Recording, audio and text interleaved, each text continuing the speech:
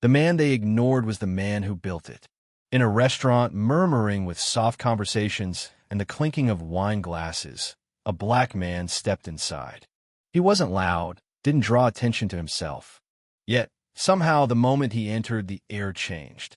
People looked, not with curiosity, but with suspicion, even subtle disdain. Staff members averted their eyes. Customers clutched their menus a little tighter, and the hostess behind the stand gave him a look that was polite in form, but frigid in spirit. He didn't belong here, or so they thought. That man, dressed in a faded hoodie and worn jeans, was Raymond Ellis, the very founder and owner of the upscale dining empire known as Ellis Va Company, a name synonymous with elegance from New York to San Francisco. But tonight, Raymond wasn't here as the owner. He wasn't here to inspect service, approve a new wine list, or smile for a magazine shoot. He was here to witness, quietly and anonymously, what his restaurant had become.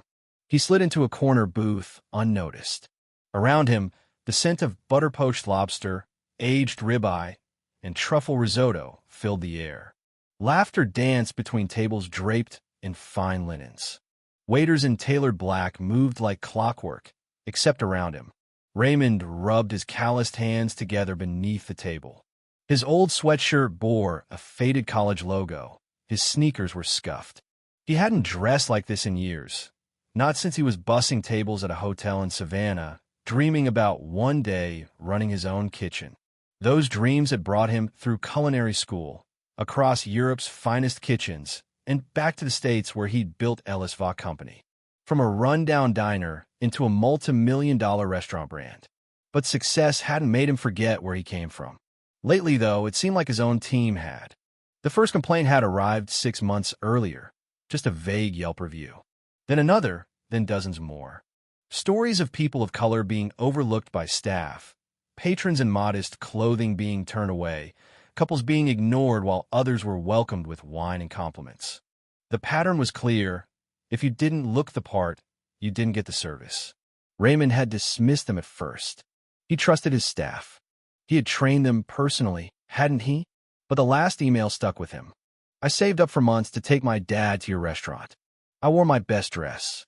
We were told there were no open tables, but we watched 2 white couples be seated after us. My dad just smiled. He's used to it. I cried in the car. Raymond couldn't shake the image. So tonight, he decided to become that man.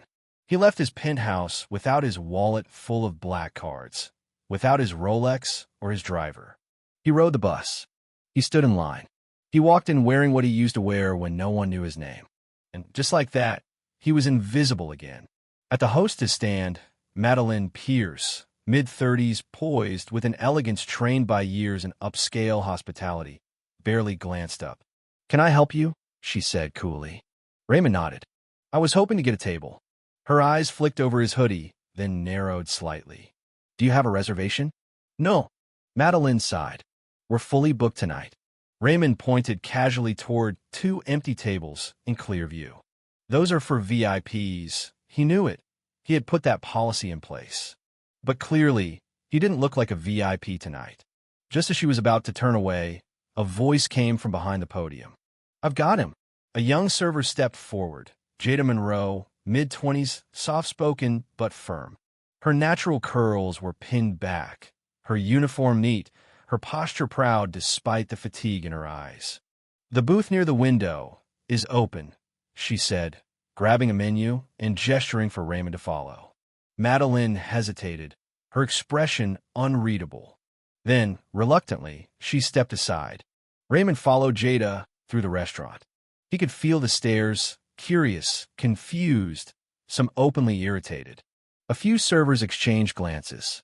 The manager, Mark Holloway, stood near the bar, watching like a hawk. "Here you go," Jada said softly, pulling out the chair. "Thank you," Raymond murmured. He sat. The menu was the same one he'd approved last quarter.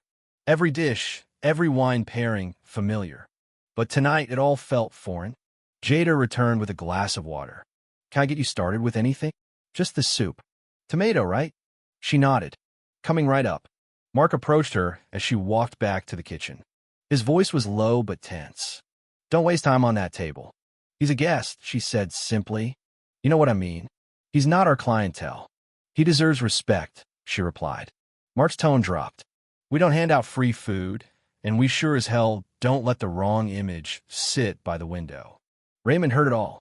Moments later, Jada returned with a warm bowl of soup and a crisp slice of sourdough. On the house, she said, placing it gently before him. You didn't have to do that, Raymond said, his throat tight. Yes, I did, she replied.